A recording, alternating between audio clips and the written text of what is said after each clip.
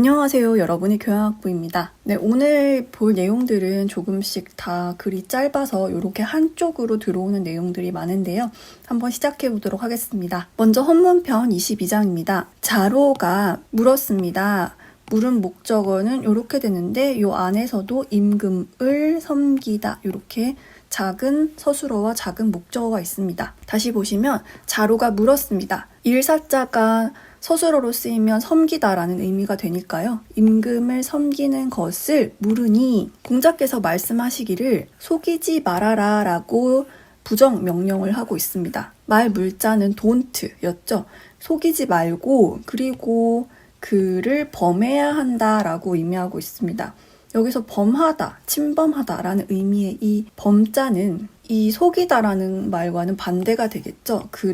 그에게 솔직해야 한다라는 의미가 되는데요. 여기서 그를 범해야 한다는 것은 임금에게 솔직하게 말을 하게 되면 임금이 약간 비위가 좀 거스르기도 하고 얼굴빛이 조금 어두워지기도 하죠. 그렇게 얼굴빛을 내가 범하게 하더라도 그 범하는 것이 맞다. 솔직하게 이야기를 해야 한다라고 얘기하고 있습니다. 네, 다음으로 23장입니다. 공자께서 말씀하시기를 군자는 위로 통달하고 소인은 아래로 통달한다 라고 얘기하고 있습니다. 여기서 위라고 하는 것은 높은 단계 아니면 근본, 인의, 도리, 하늘의 이치 등을 상징하고 여기서 아래라고 하는 것은 낮은 단계, 말단, 자신의 이익 그리고 자신의 욕구 등을 상징합니다. 여러분들께서는 어디에 통달하고자 하십니까? 저도 많은 반성이 되는 부분입니다. 보통은 여기에서 하자를 자신의 이익과 욕심으로 해석을 합니다. 다음으로 24장입니다. 공자께서 말씀하시기를 옛날의 학자는 이 위자가 뭐뭐를 위하다라는 의미로 쓰이고 있습니다. 뭐뭐를 위하다. 그래서 자신을 위한다. 그런데 지금의 학자는 지금 공부하는 사람들은 이 인자는 다른 사람, 타인을 의미하기 때문에 다른 사람을 위한다라고 얘기하고 있습니다. 지금 우리나라에서 학자라고 하는 말은 굉장히 공부를 오래 하신 분들에게 주로 쓸 수 있는 단어이긴 하지만 공부를 하는 사람들은 모두 스스로를 학자라고 생각을 했으면 좋겠습니다. 어쨌든 말 그대로 배움을 하는 사람이기도 하고 그렇게 해야 공부에 좀 더 책임감도 갖고 아마추어라고 할지라도 전문성을 가지려고 노력하는 것 같습니다. 그리고 옛날의 학자라고 할 수 있는 과거 고대 그리스의 학자들도 그들에게 철학이라고 하는 것은 노예가 아닌 많은 자유민들의 취미와 같은 것이었습니다. 그래서 자기를 위해서, 자기의 즐거움을 위해서 했죠. 공자가 생각하는 공부도 중국의 과거에는 그랬었던 것 같습니다. 앞에서 이런 비슷한 언급이 있었죠.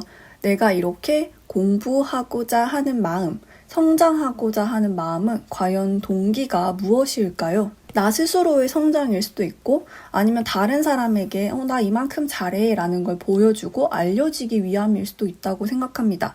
혹은 이 공부를 통해서 남이 탐낼 만한 다른 것을 얻고 싶을 수도 있고요. 그렇다고 다른 사람을 위하여 공부하는 것이 공자께서는 꼭 나쁘다고만은 생각하지 않았던 것 같습니다. 앞에 2인편 14장에서 자신을 알아주지 않음을 걱정하지 말고 알 수 있게 되기를 구하라 라고 하였는데요. 내가 좋아서 공부를 하다 보면 남이 알아주기도 한다 라는 것을 얘기하고 싶었던 것 같습니다. 다음으로 25장입니다.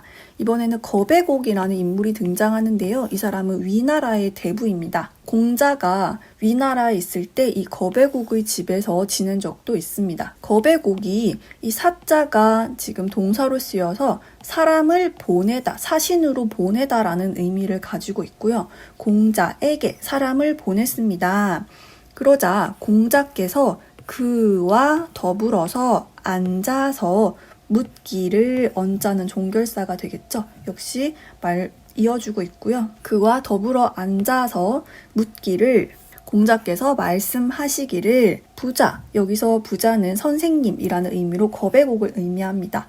거백옥은 여기서 지금 이렇게 의문이기 때문에 순서가 바뀌어서 강조되고 있고요. 무엇을 하고 계십니까? 요즘 뭘 하고 계십니까? 라고 하니까 그 공자에게 방문한 사람이 대답하며 말하기를 선생님께서는 즉 거배곡은 그 잘못을 이 과자가 명사로 잘못, 허물이라는 의미를 가지고 있죠. 허물과라고 하기도 하고요. 그 잘못을 적을 과자가 지금 줄이다라는 뜻으로 쓰였고요. 줄이고자 합니다. 그 잘못을 줄이고자 합니다. 그런데 아직 능하지 않습니다. 라고 얘기합니다. 아직 잘 되지 않는 것 같습니다. 라고 얘기하게 됩니다. 그리고 그 사자가 나가자, 그 방문한 사람이 나가자 공자께서 말씀하시기를 사자구나, 사자야 라고 얘기합니다. 여기서 사자라고 2번 얘기한 것은 훌륭하구나 라는 것, 칭송을 위한 말입니다. 그래서 공자께서 여기 오타가 났네요. 공자께서 말씀하시기를 굉장히 훌륭하구나 라고 얘기하고 있습니다. 보통 다른 사람에게 보내지는 이 사람들, 사신들은 그 좋은 점만 드러내려고 하는데 거배곡이 보낸 사자는 겸손하게 말을 전하고 있습니다. 실제로 여러 책에서 거배곡에 대한 기록을 볼 수 있는데요. 이 거배곡은 나이가 50이 들어서도 자신의 지난 잘못을 알게 되면 고치려고 했고 또 많은 사람들의 공경을 받고 있었다고 합니다. 그리고 이 거배곡은 공자보다 나이가 훨씬 많았습니다. 이렇게 공자께서는 거배곡의 사신을 겸손하다고 칭찬하고 계십니다. 다음으로 26장 보겠습니다. 공자께서 말씀하시기를 그 자리에 있지 않으면 그 정사를 꾀하지 않는다, 도모하지 않는다 라고 얘기하십니다. 여기까지는 저희 앞에 태백편 14장에 그대로 기록이 되어 있습니다. 그리고 여기에는 증자의 말이 덧붙여졌습니다. 증자가 말하기를 군자는 생각이 그 자리를 벗어나지 않는다, 그 자리를 나가지 않는다 라고 얘기합니다. 이 생각조차 자신의 자리를 넘지 않는다라고 하는 것은 저 자리에 갔으면 저 사람은 마땅히 이렇게 해야 되는데가 아니라 자신의 자리에서 자신이 할 수 있는 최선을 다하여야 한다는 의미로 해석될 수 있을 것 같습니다. 다른 사람의 자리를 생각하게 되면 남 탓을 하게 되기도 하고요. 아니면 왜 이렇게 하지? 라고 비판을 하게 되기도 할 것 같고요. 네, 다음으로 27장입니다. 공자께서 말씀하시기를 군자는 그 말을 부끄럽게 여기고 그리고 그 행실은 이 과자는 이번에는 넘치다 라는 의미로 해석이 되어서 넘치게 한다 라고 얘기합니다. 혹은 이 부끄러울 치자가 이 전체를 목적어로 가져서 그 말이 그 행동을 넘는 것 이렇게 볼 수도 있습니다. 그렇게 되면 다시 적어볼까요? 그 말이 그 행동을 넘는 것을 이 전체를 부끄러워한다라고 볼 수도 있습니다. 혹은 아까처럼 이렇게 나눠서 볼 수도 있고요.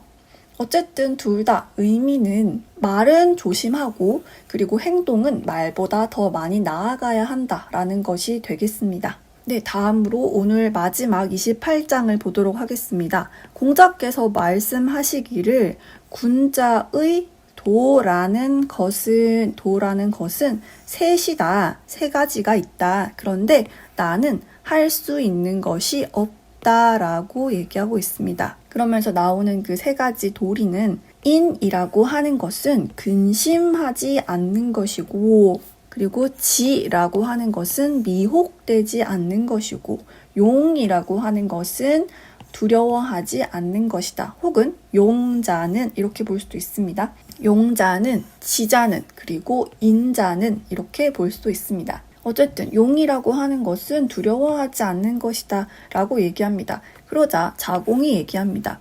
자공이 말하기를 부자, 스승님은 이 문장의 서술어는 길도자가 됩니다. 그래서 원래 이렇게 목적어가 뒤에 있어야 되는데 역시 강조 때문에 앞으로 왔고요.